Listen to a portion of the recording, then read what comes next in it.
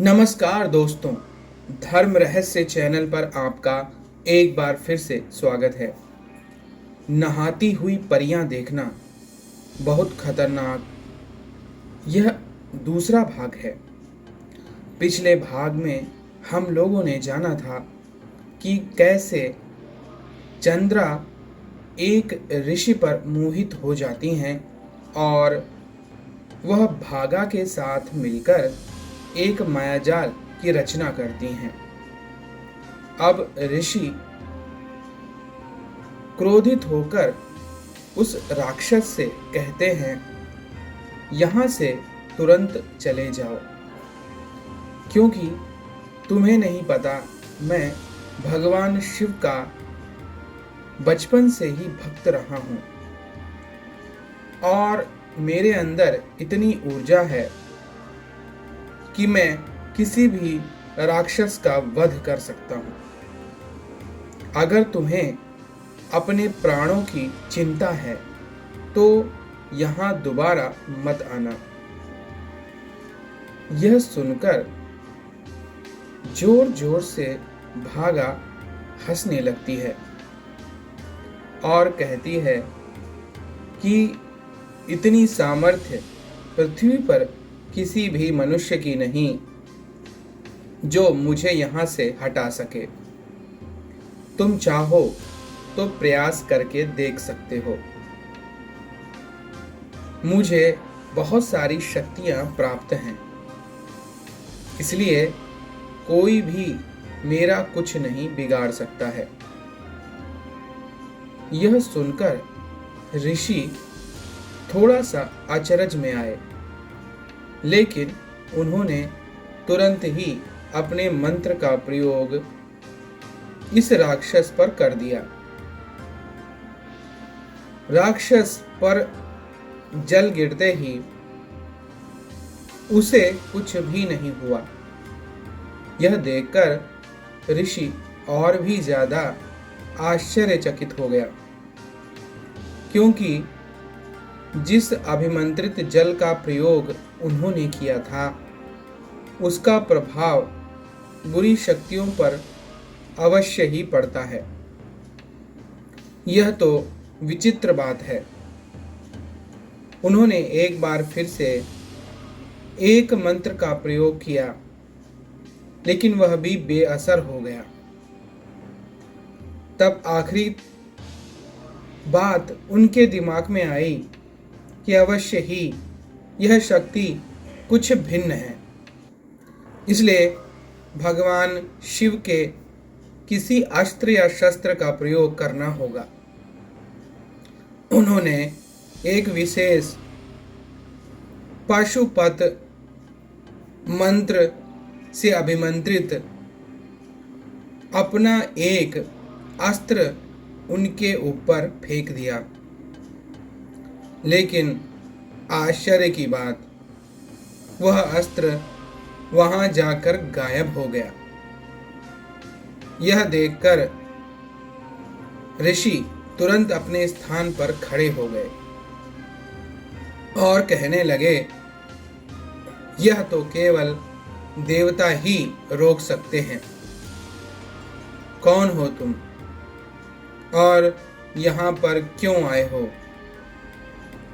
तब भागा ने, जो कि भेड़िए के रूप में एक विशालकाय असुर के रूप में दिखाई दे रही थी, कहने लगी, मैंने कहा ना, तुम्हें अगर अपने और इसके प्राणों की रक्षा करनी है तो इस कन्या के साथ विवाह कर लो, क्योंकि मैं शादीशुदा जोड़ों को नहीं मारता।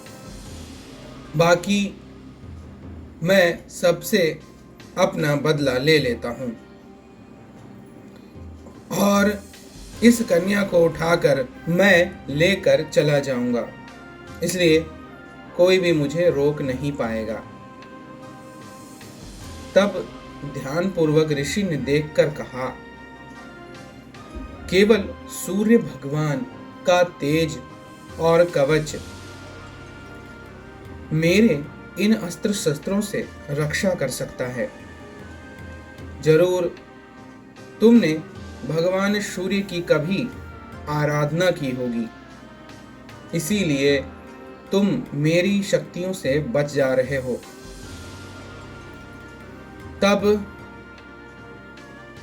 राक्षस ने कहा, ओह, अंधेरा होने को आया है, मैं कल दोबारा आऊंगा और तुमसे इस कन्या को छीन कर ले जाऊंगा।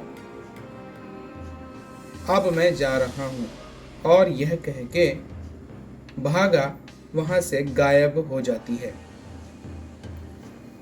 कन्या भागते हुए अब ऋषि के पास आकर उनके गले लग जाती है और कहती है, ऋषिवर, आपने मेरे प्राण बचा लिए। तब ऋषि कहते हैं, देवी, आप एक नव युवती कन्या हैं और आपका इस प्रकार से मेरे शरीर को छूना बिल्कुल भी सही नहीं है। मैं तो केवल किसी कन्या को माँ अथवा बहन के रूप में ही देख सकता हूँ। आप इस प्रकार मेरे शरीर से लगती हैं तो मेरे शरीर में सिहरन दौड़ जाती है, इसलिए मुझे क्षमा कीजिए। तब वह कन्या कहने लगी, ऐसा भी क्या आप पुरुष तत्व को धारण नहीं करते हैं? क्योंकि हर पुरुष के जीवन में एक स्त्री उसकी पत्नी या प्रेमिका बनकर आती ही है। और यहाँ पर मुझे तो आपसे प्रेम हो गया है, क्योंकि आपके जैसा तेज सामर्थ्यवान पुरुष मिलना असंभव है। मैं तो आपसे विवाह करना चाहती हूँ।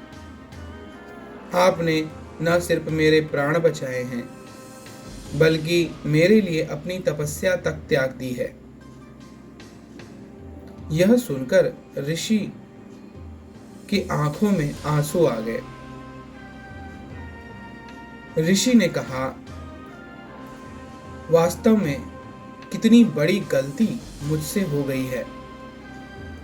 मैं भगवान शिव को छोड़कर इस माया जाल में कहां फंस गया। मैं तो एक क्षण के लिए भी अपने शिव का नाम स्मरण करना नहीं छोड़ सकता। फिर मैं इस प्रकार की माया में कैसे आ गया? देवी, मुझे क्षमा कीजिए, आपने मुझे याद दिला दिया। मैं अब तपस्या करने बैठ जाऊंगा। तब वह कन्या एक बार फिर से बोली, यह क्या है? मेरी बात का आप पर कोई प्रभाव पड़ ही नहीं रहा है। मैं कह रही हूं कि मैं आपसे प्रेम करती हूं।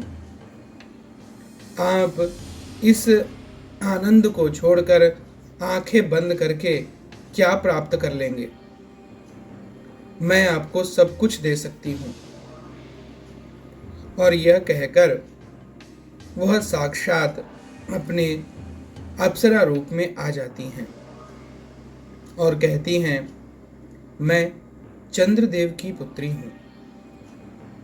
मेरा नाम चंद्रा है और मेरे पास इतनी शक्तियां हैं कि आपको संसार के सारे वैभव और सुख दे सकती हूं।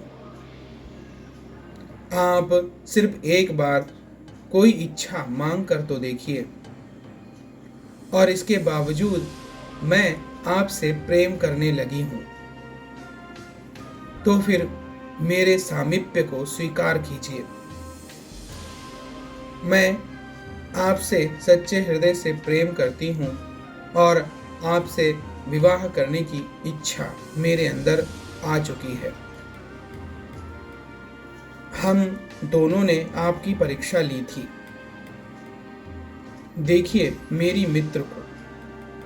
तभी वहां पर भागा भी प्रकट हो जाती है और तब ऋषि को सारी बात समझ में आ जाती है।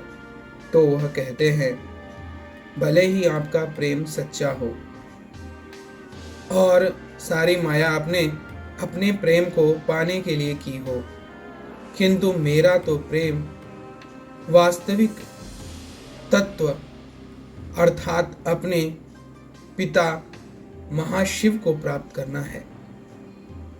उनके अतिरिक्त मेरे जीवन का अन्य कोई भी लक्ष्य नहीं है। तब चंद्रा ने पूछा, आखिर ऐसा क्या रहस्य है आपकी तपस्या में? तो वो कहने लगे, यह जीवन केवल दूसरों की सेवा करने के लिए मिला हुआ है।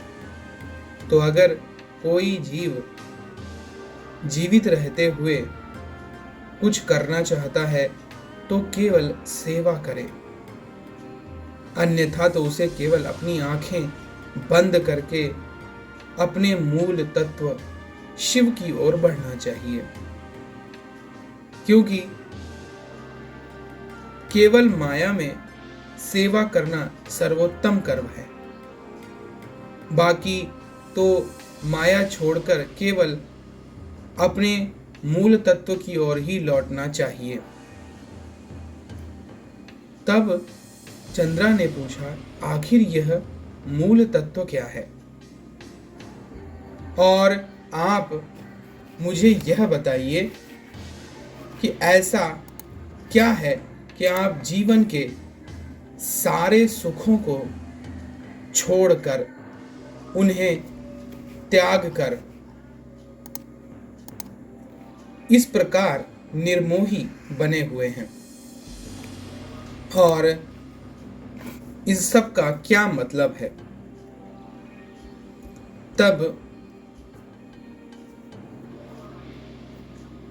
उस ऋषि ने कहा, सुनो, मैं तुम्हें एक कथा सुनाता हूं। यह कथा स्कंद पुराण के ब्रह्मोत्तर खंड में आती है। काशी नरेश की कन्या कलावती के साथ मथुरा के दारशाह नामक राजा का विवाह हुआ। विवाह के बाद राजा ने अपनी पत्नी को अपने पलंग पर बुलाया, परंतु पत्नी ने इनकार कर दिया। तब राजा ने बल प्रयोग की धमकी दी। पत्नी ने कहा, स्त्री के साथ संसार व्यवहार करना हो तो बल प्रयोग नहीं, स्नेह प्रयोग करना चाहिए। नाथ, मैं आपकी पत्नी हूँ, फिर भी आप मेरे साथ बल प्रयोग करके संसार व्यवहार ना करें। आखिर वह राजा था। पत्नी की बात सुनी अनसुनी करके नजदीक आ गया। ज्यों ही उसने पत्नी का स्पर्श किया, त्यों ही उसके शरीर में विद्युत जैसा करंट लगा। उसका स्पर्श करते ही राजा का अंग अंग जलने लगा। वह दूर हटा और बोला, क्या बात है, तुम इतनी सुंदर और कोमल हो, फिर भी तुम्हारे शरीर के स्पर्श से मुझे जलन होने लगी। पत्नी ने कहा, नाथ, मैं बाल्यकाल में दुर्वासा ऋषि से शिव मंत्र लिया था। वह जपने से मेरी सात्विक ऊर्जा का विकास हुआ है, और जैसे अंधेरी रात और दोपहर एक साथ नहीं रहते, वैसे ही शराब पीने वाली वैश्याओं के साथ, कुल जटाओं के साथ जो संसार भोग भोगे हैं, उससे आपके पाप के कण आपके शरीर में, मन में, बुद्धि में अधिक हैं, और मैंने जो जप किया है उसके कारण मेरे शरीर में ओज, तेज, आध्यात्मिक कण अधिक है। इसलिए मैं आपके नजदीक नहीं आती थी, बल्कि आपसे दूर रहकर आपसे प्रार्थना करती थी। आप बुद्धिमान हैं, बलवान हैं, यशस्वी हैं, धर्म की बात भी आपने सुन रखी है, फिर भी आपने शराब पीने वाली वैश्याओं के साथ और कुलटाओं के साथ भोग भोगे हैं। राजा, तुम्हें इस बात का पता कैसे चला? तब रानी कहती है, नाथ, शुद्ध हृदय होता है तो यह ख्याल आ जाता है। राजा प्रभावित हुआ और रानी से बोला कि तुम भी मुझे वह शिव मंत्र दे दो। रानी ने कहा, आप मेरे पति हैं, मैं आपकी गुरु नहीं बन सकती हैं। आपको किसी गुरु महाराज के पास जाना चाहिए। फिर दोनों गर्गाचार्य जी के पास जाते हैं और उनसे प्रार्थना करते हैं। उन्होंने स्नान से पवित्र हो यमुना तट पर अपने शिव स्वरूप के ध्यान में बैठकर राजा रानी को शिव मंत्र की दीक्षा दी और शक्तिपात किया। देखते ही देखते कोटि कोटि कौवे राजा के शरीर से निकलकर पलायन कर गए। काले कौवे अर्थात वह तुच्छ परमाणु जो पाप से बने थे। इससे तुम समझ सकती हो कि शरीर के अंदर कौन सी ऊर्जाएं व्यक्ति धारण करता है तो क्या बन जाता है। तुम्हारी अंदर भी इसी प्रकार की करोड़ों बुरी शक्तियां वास करने लगती हैं जब तुम वासना और भोग की ओर दौड़ते हो। इसलिए इनसे दूर हटो। इस संसार की सेवा करो या फिर ईश्वर का ध्यान करो।